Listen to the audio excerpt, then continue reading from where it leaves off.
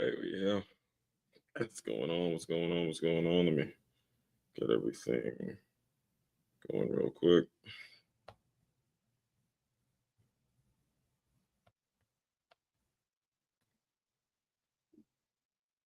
Mic check, mic check. Yes, sir. We up, we up, we up. Facebook, what's going on? What's going on? What's going on? All right.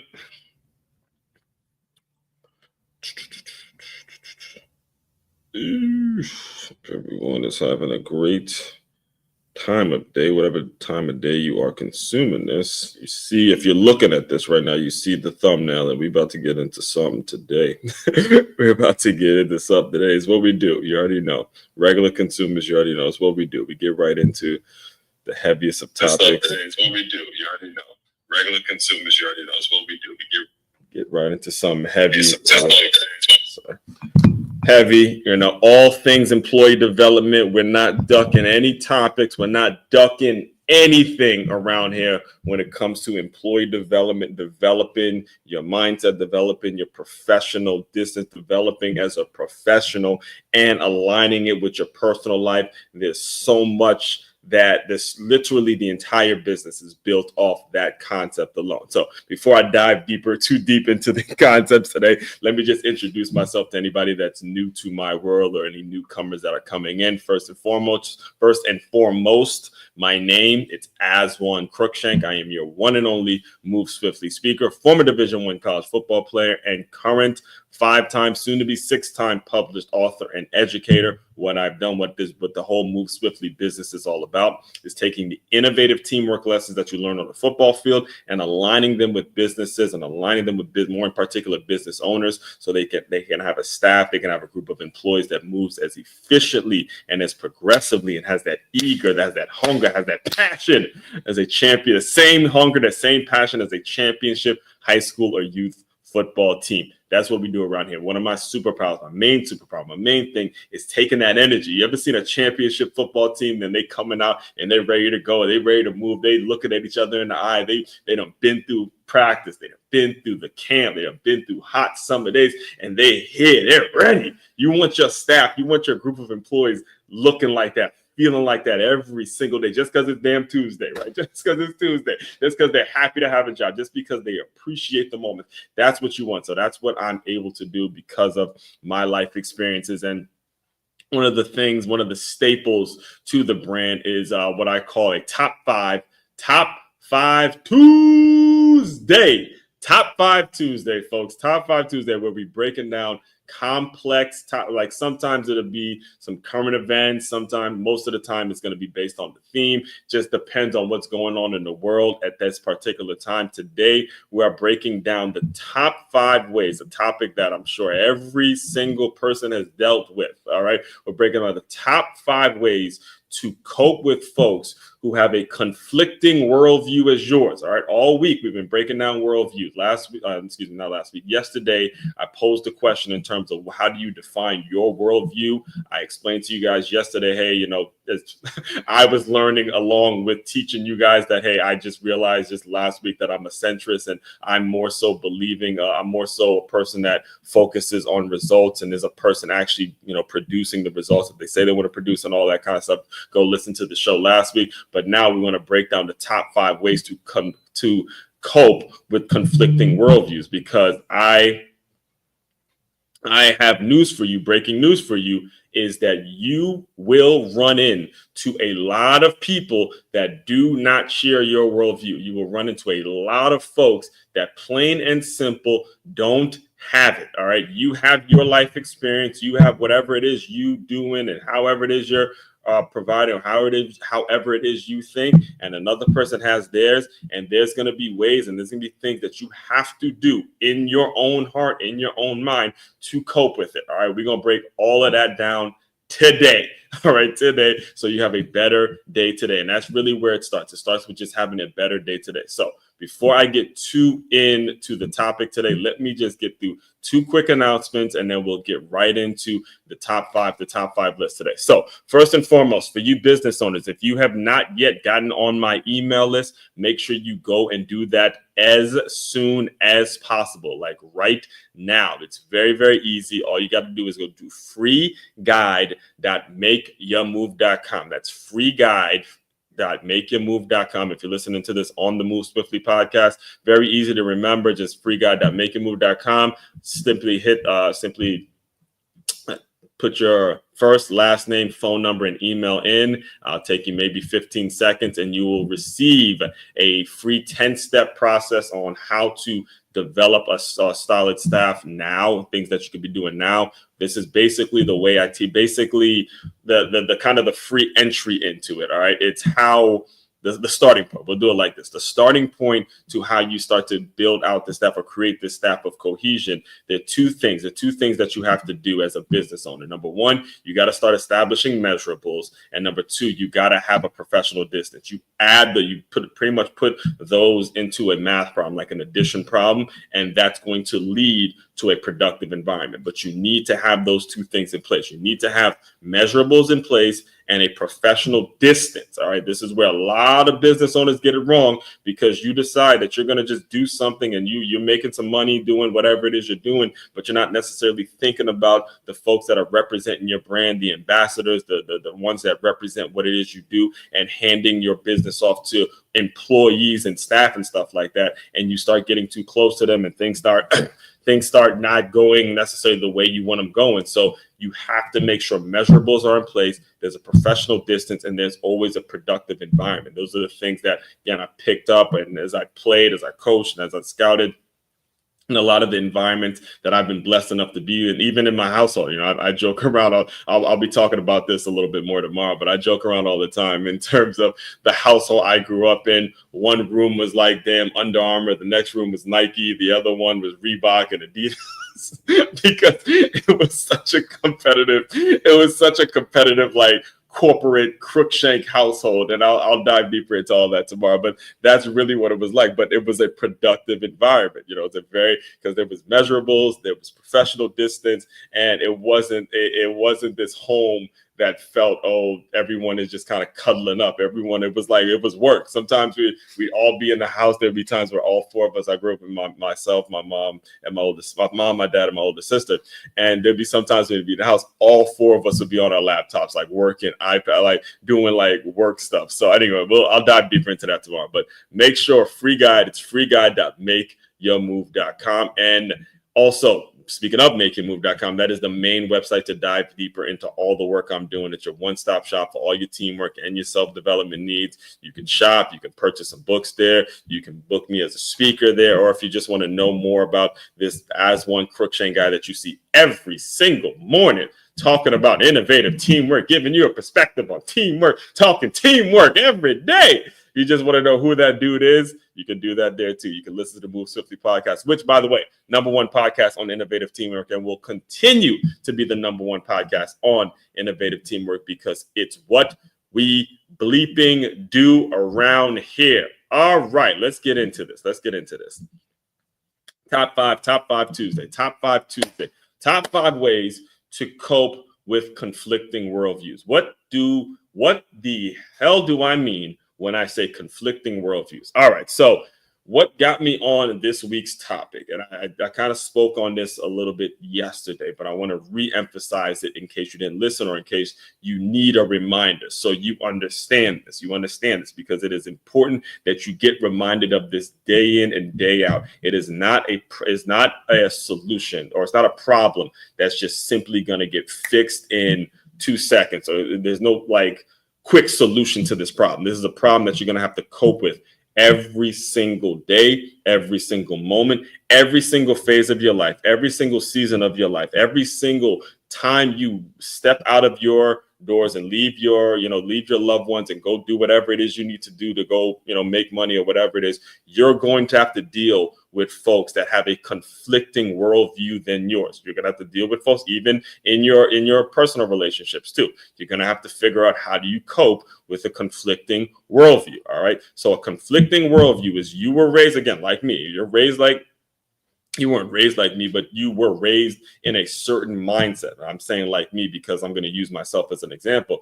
If you're raised like myself in a household where there's two parents, my father, my mother, and my older sister, all three of those, they were on me about everything, about absolutely everything. If I missed a tackle, if I got bad grades, if I was out too late, I mean, they were absolutely on me through every phase. Them three can tell you about the first game I played, how many tackles I got, how many interceptions, what team was playing, what teammates. I mean, they were in everything.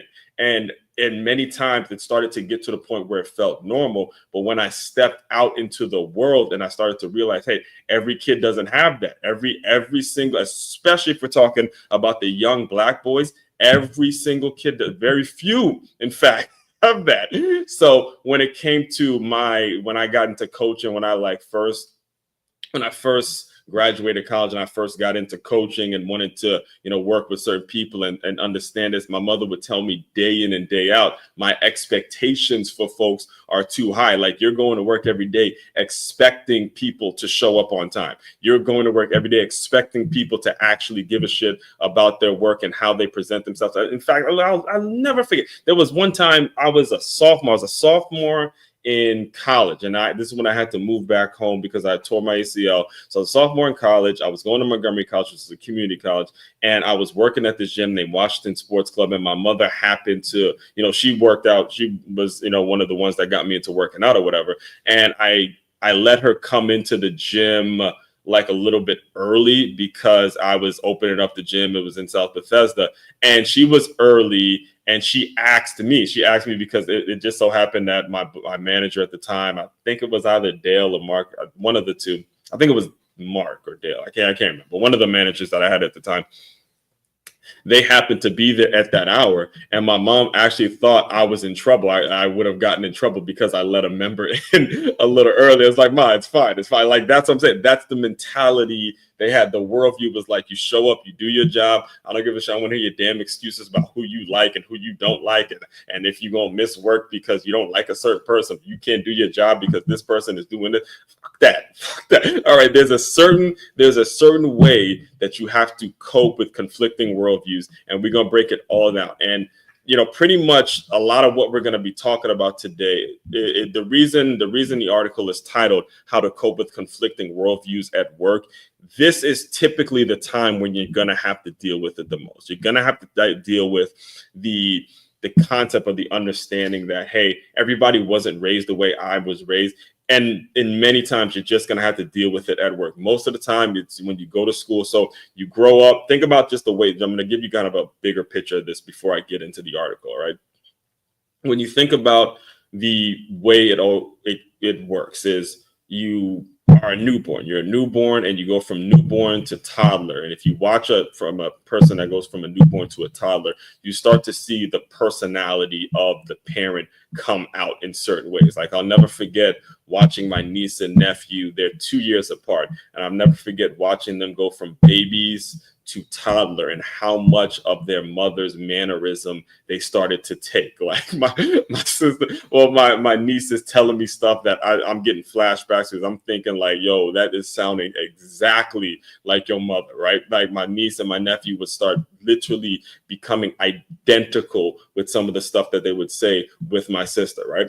So when you understand that, then there's that time when you go from newborn to toddler. Obviously, you have to go to school. And when you go to school, that is when the worldviews start to conflict. That's when it starts to clash. That's when you start to realize, okay, look, everybody's home situation or home life isn't the same. And that's where this process needs to start getting incorporated. The earlier and earlier you can incorporate this process into your young people, the better off the world would be. Because what I'm telling you, I am telling you from my heart. All right. I'm telling you from my heart. What we're talking about, what people don't know is it causes a lot of folks to go astray. And it's like subconsciously not even realizing you can get to 12 years old and have this mindset, have this all about me mindset. And this is the way things should be. And if it's not rooted out of you early, this shit just creeps in you. It's almost like a plant a seed that stays in you and just keeps growing and growing and growing and growing until it becomes a full-grown tree. You become a grown-ass man or a grown-ass woman that can't get out of their own head, can't, look at somebody else's situation and say, hey, that situation is, maybe this situation isn't ideal. Let me work with this person. Let me figure out how we can work together for the betterment of the organization. And there's some people who live like grown ass men and women who can't do that.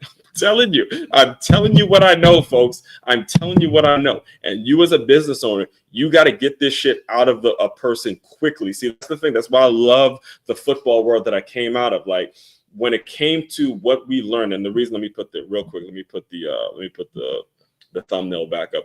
The reason I put this thumbnail up is because between that coach that you see right there, Coach Steve Ginn, and that player, those two players, Darrell Miller and Jelani Jenkins, they were both younger than me. They were sophomores when I was a senior, and I got an opportunity to see the future of what the program would become because they had the mentality, bro. They had the mentality, I'm going to show up and I'm going to look out for our teammates regardless. And then when I first moved to South Florida, I spent 4 years as a boxing trainer. And again, I could not, and listen, love the owner like a father. I put it in my love the owner like a father. The other coworker that I work with, I wouldn't know how to learn. I wouldn't know how to teach boxing the way I teach boxing had it not been for him. But I knew the three of us really did not get along, but there was so much I was still able to take from two folks that I didn't get along with. And that's why you see the thumbnail was shout out to Gator, man. We used to call it Gator because he's a Florida Gator and all that. In fact, I'll be breaking down the Gator in Miami Hurricane game this Saturday on Film Session Saturday. But anyway, I remember after a workout, she was the one that told me after, because I was down. It was one of those mornings where I was so annoyed with the fact that the dude would show up late every single day and, the owner would say nothing. But Gator looks at me. She goes, hey, man, look, you just got to accept it. Everyone didn't have that coach. Everyone did not have that coach, and you got to accept it. Everyone didn't have that experience. All right, so let me get into that because I already see I'm rambling today, but I'm on one because this is the topic. Man, I couldn't wait to get to this. There's so much here. So, all right, podcast listeners, I am reading directly from the article now. Top five Tuesday: How to cope with conflicting worldviews at work. And if you are not, make sure you like, comment, and subscribe to the channel. And if you are not, make sure you go to medium.com. Follow me on Medium. All of this stuff that I speak about, the majority of stuff that I speak about is also going to be in the written format. And for the Medium followers, you will be getting some perks, some free books, and the new book I'm coming out with how to be a entrepreneur. All those things are going to be really directed to my Medium followers and probably people on LinkedIn too. Between LinkedIn, Medium, and YouTube are kind of my biggest platforms. So, all right, let me get into the article before I usually like to keep these 45 minutes. Let me get into the article before I run out of time. So here we go. Hey, think about it. Wait, it is Tuesday today, which means, as is tradition here, it's time for another Top 5 Tuesday. If you're new to this space, here's the rundown. Every Tuesday for over a year, I've broken down a list, strategies, observations, or ways to align real-life tension with evergreen success principles. Each one is meant to prep you for the emotional roller coaster you're guaranteed to face on your journey towards purpose, performance, and leadership. This week, we're diving into one of the heaviest topics yet, worldview. More specifically, what do you do when your worldview is completely different from the people that you have to work with? Oh, suck it now. When you got to work with folks that you don't share their worldview, you do not like the way they see the world, you do not like the way they are, but you got to work with them and you got to figure the shit out, right? How do you deal with it? What do you do? What is the coping mechanism? How do you do it? Huh? Okay, here it is. Let me be real with you. Someone who grew up in a two-parent household, it was shocking how quickly the world assumed that because I'm a Black male, I must have been raised by a single mom. The assumptions hit fast. And that was just the beginning of the worldview clashes I've had to navigate. So today, here's a top 5 list to help you cope with people whose worldviews are different, are in direct conflict with yours, especially in the professional setting. Okay, number 1, breathe. I love this one. Number 1, breathe. Let me put it up here real quick because this one is this one's important, and it is in a very, very important first step. The number one way to deal with folks who have a worldview that is in confliction, like a direct confliction of yours, is you have to breathe. Okay. Take a breath. I've done a lot of breathing exercise, a lot of work when it comes to breathing. And one of the biggest things when it comes to breathing exercises is just recognizing that you're taking a breath, like just going like this.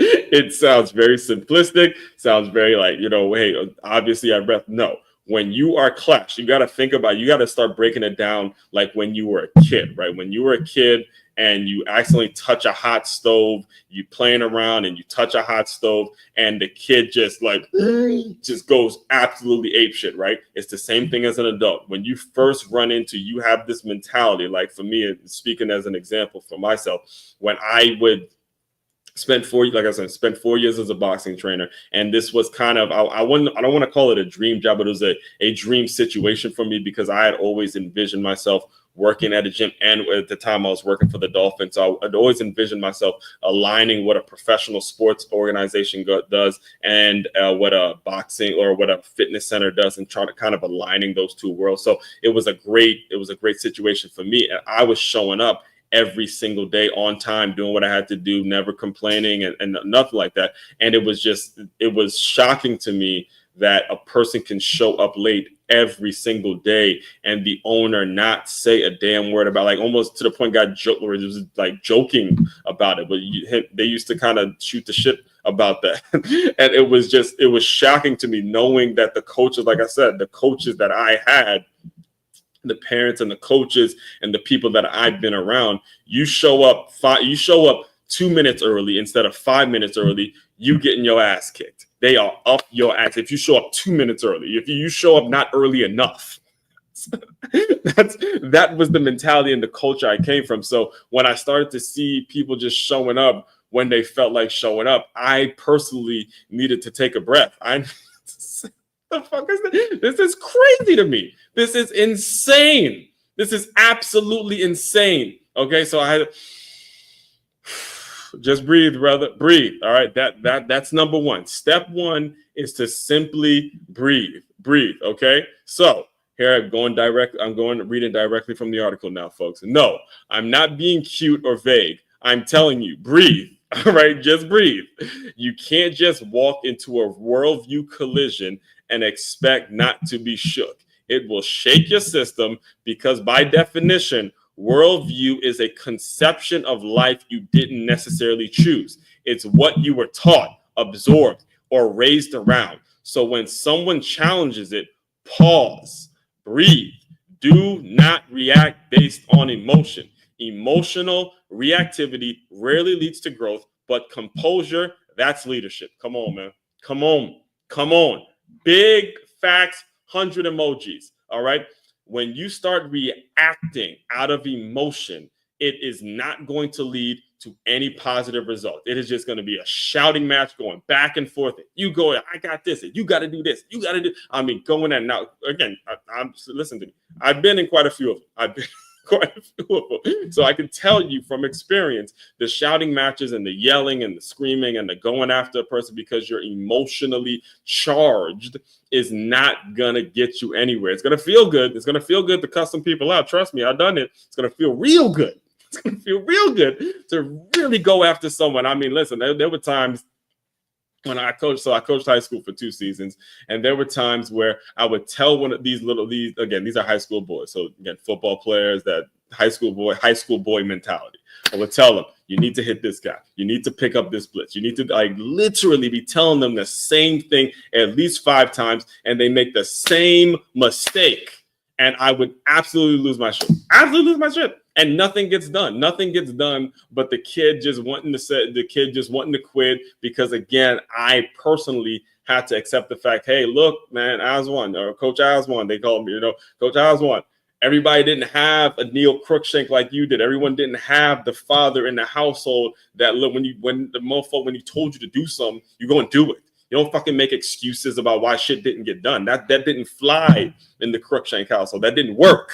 Okay, that didn't work. And when you're dealing with young men who maybe didn't have or don't have that in the home, you gotta kind of meet them halfway. You gotta kind of say, okay, hey, man, gotta work with him, brother. Gotta work with him. And I'm not saying this to be like, cocky or anything like that. I'm just saying because that's the worldview I grew up around. That's what I thought was the norm. And you don't recognize these things. So number one, when you start clashing with folks, breathe, man, breathe. Take a breath. Take a little bit of a breath. Take a step away from it.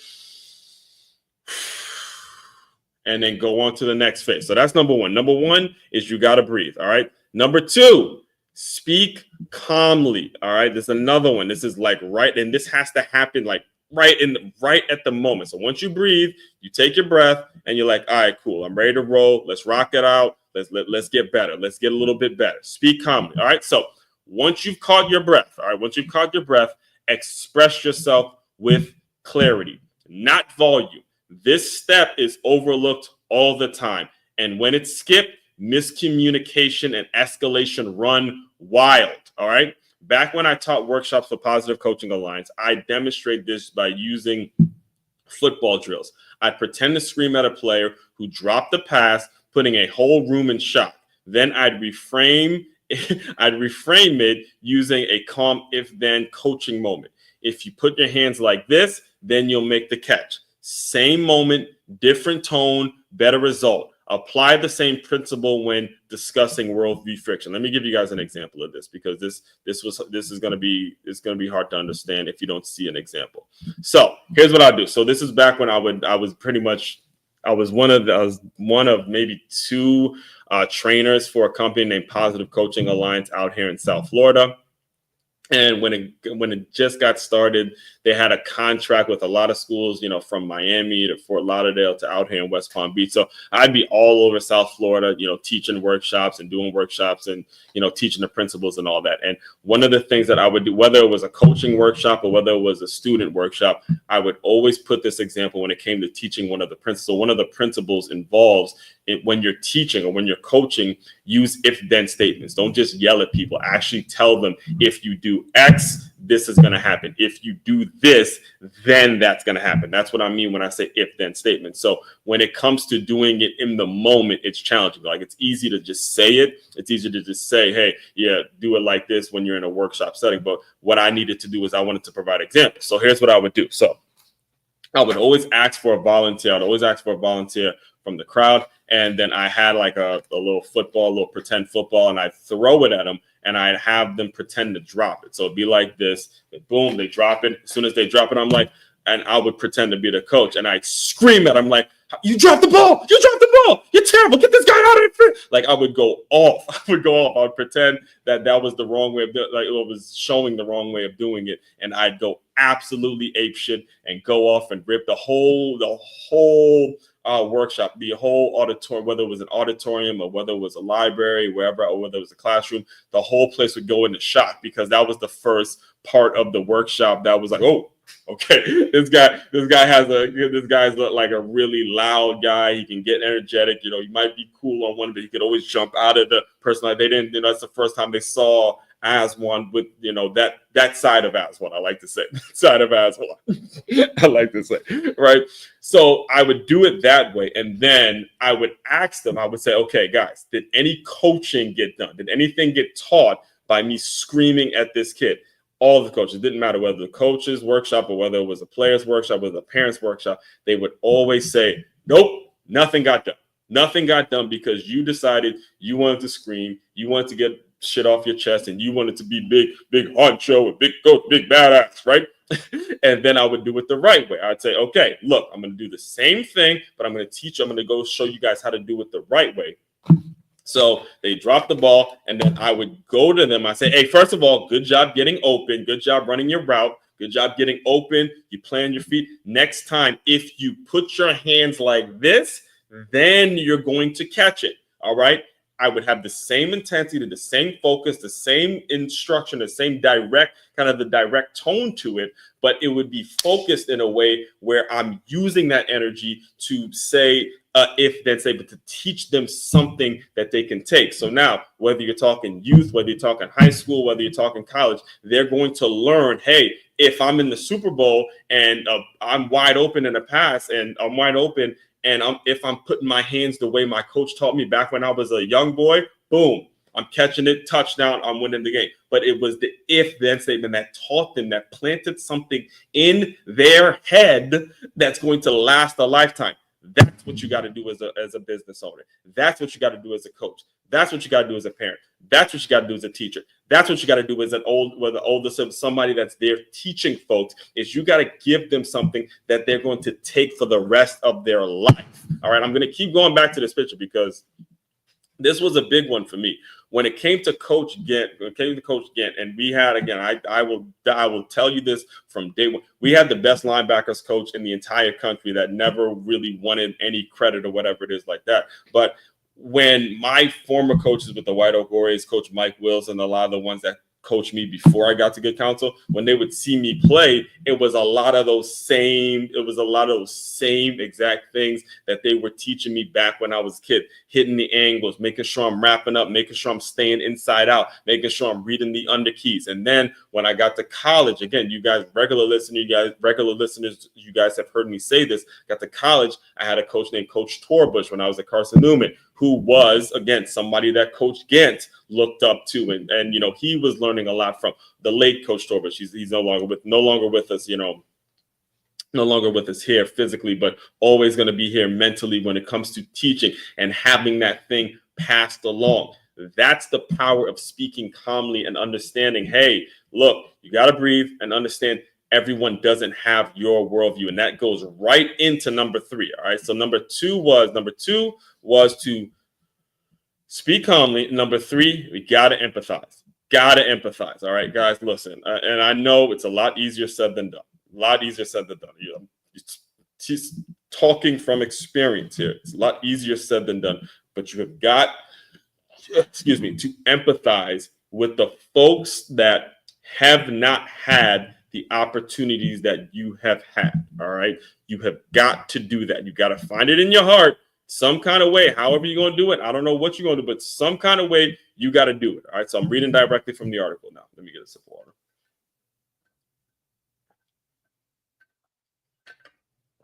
Okay. Number 3, empathize. Now that you breathed and spoken clearly, this part becomes doable. So your 1 and 2 have to happen for number 3 to be doable. All right. Put yourself in their shoes, even if you don't respect their actions. Right now, I deal with 2 individuals in my day job who I flat out clash with. All right. I'll tell you directly, flat out clash with. Different values, different visions, zero synergy. The 2 people, I won't put their name up, but there's 2 people that I just flat out clash with. Don't deal with. All right. And yet, been around them long enough to understand that's them. They're stuck. Their behavior comes from that place, the pain, bitterness, fear. I don't agree with them, but I can see how they got there. That gives me a crystal clear takeaway. I will do whatever I need to do to make sure I don't become like them. I will empathize to the point where now, look, if that's their worldview and that's the way they think, okay, I can empathize to that point. I can put myself in your shoes and let it go and focus on the bigger picture. Focus on the things that are more valuable to society, which is the betterment of the young people, the betterment, the service that we're providing for the kids, the service we're providing for the students, the service that we're providing for the parents, the service that we're providing for the community, the service that we're providing for West Palm Beach, the service that we're providing for South Florida, the service that we're providing eventually for Florida in general, the service that we're providing for the entire world, the actual model that we're creating. The model that we're creating for young people, that is what I can focus on. If you're, I'm just telling you from experience, it's exactly what I deal with on a daily basis. If you are in it, and again, you are in it, because if you're in the workforce, you're running into people that you don't agree with. If you are in it where there's people that you genuinely flat out clash with, and you've known them, and the people I'm referring to in this article, at this point, I've known them for 3 years. It's been 3 years. I've known them for 3 years. All right. So they're not changing. That's what they're not changing. It's the way they are. I can empathize. I can have a conversation with them, and the student, no one would ever know. No one would ever know because of this piece right here. Breathe, speak calm. Okay. Now empathize. Now practice what you preach. Now start to say to yourself, okay. I got to start. If I'm that way, if I would want someone to understand where I'm coming from when it comes to the actions I take, I got to give them the same energy. I got to give them the same understanding. I got to give them that respect. It goes back to forgiveness, folks. Now, I may be asking a lot from some of you because, I'm talking about work stuff, but some of you may be listening, and it may, you may be thinking of an ex-spouse when I'm talking now. You may be thinking of a situation at home or a family member that absolutely cut you deep, and you're like, empathize, huh? Trust me, I get it. I understand that. But without this step, you are never going to move past whatever harm and whatever problem that person created for you. And if you don't empathize, I'm telling you from experience, listen, I'm telling you from experience, if you don't figure out a way to empathize with what another person is going through and how they got there, how did that person get to that point? How did that person get to that place where in your head they're talking so much bullshit that you can't even fathom it? Like you can't even in fact, yesterday, I'll give you the story. Just yesterday. So right now, one of the current events that's been going on, and I spoke about this on Sunday, is this situation with Caitlin Clark and Angel Reese. And now there's been, this past Monday, there was a lot of strong takes about it. I personally agreed with RG3 and what he said. I had literally the same. In fact, I did my take before RG3. And I didn't realize until I listened to RG3's take that, Angel Reese is just as guilty. She pushed the girl in the back at the beginning. I didn't even see that part. I just saw the clip where Caitlin Clark fouled her. But when Angel Reese pushed the girl in the back, and Caitlin Clark was reacting to the fact that she didn't get a foul call, so she gave Angel Reese a comment. I didn't see the part where Angel Reese had pushed the girl in the back. So anyway, RG3 gives a take. It goes viral because he says Angel Reese needs to, just come out and say she hates Caitlin Clark and yada, yada, yada. So I have sort of started to, I used to love the pivot. I'll tell you guys, a lot of you regular listeners remember about 2 or 3 years ago, I was, really into the pivot. I would not miss an episode, but over time, Ryan Clark he's just kind of turned me off with sometimes it's just too much. It's just too much in my opinion. Sometimes, again, I really enjoy Fred Taylor and Channing Crowder. I think they balance each other out. One is like the wow guy. The other one with Fred Taylor is very measured and composed. But Ryan Clark, to me, it's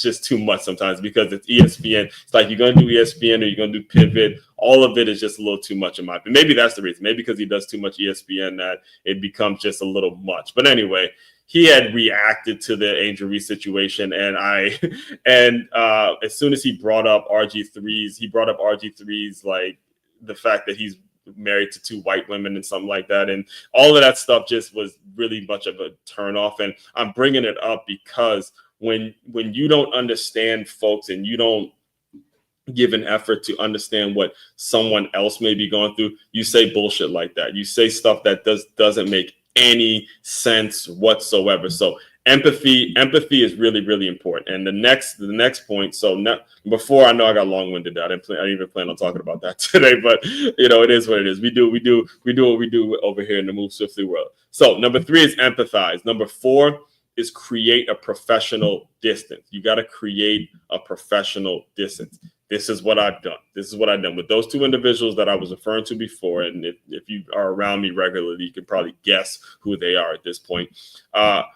I've created a professional distance. All right. So it's once you've done the work, you've processed it, you've breathed, you spoke calmly, you empathize. Now the opportunity for you to grow. Now the opportunity for you to get promoted comes. Now the opportunity comes where you don't owe nobody anything. You don't have to worry about, doing favors for this one or being embedded to this one.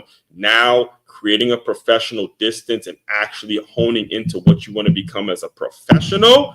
That's where the magic happens. That's kind of where I'm at now. I'm at a place now where 4 and 5.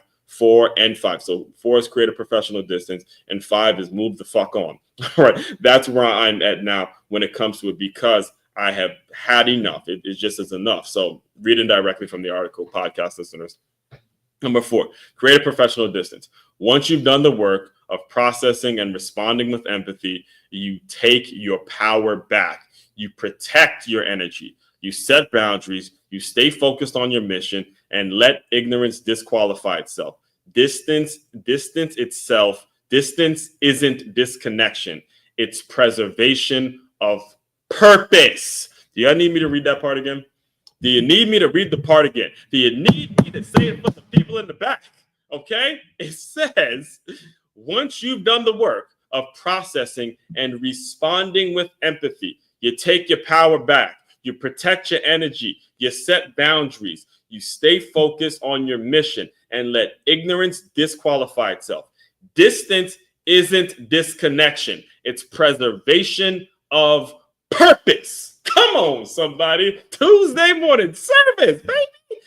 It is preservation of purpose. When you decide, I'm going to create a professional distance. I'm going to not necessarily be an asshole about certain things, but people will know, hey, I'm not with this, I'm not with that, but I'm here to do a job and do it to the best of my ability. You're preserving your purpose for the people who deserve it, man. You're preserving it for the folks that really want to make change, the folks that really want to make things happen, for the folks that really are about it.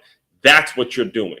All right. So creating a professional distance is really about serving a higher purpose and serving your long-term goals and your long-term plans. And that's what gets respect. That's what it is you got to do. You have got to preserve your purpose. It's important because what is what is natural. It's natural. It's a natural thing for folks who don't share your worldview, who don't pay for professional development or self-development, who move in a way that makes it so they are staying in their comfort zone. It's kind of on them to want you to be miserable with them. That's kind of the natural reaction when they see a person that's doing them or, putting in their work and doing whatever they got to do to get themselves out of whatever situation they're in.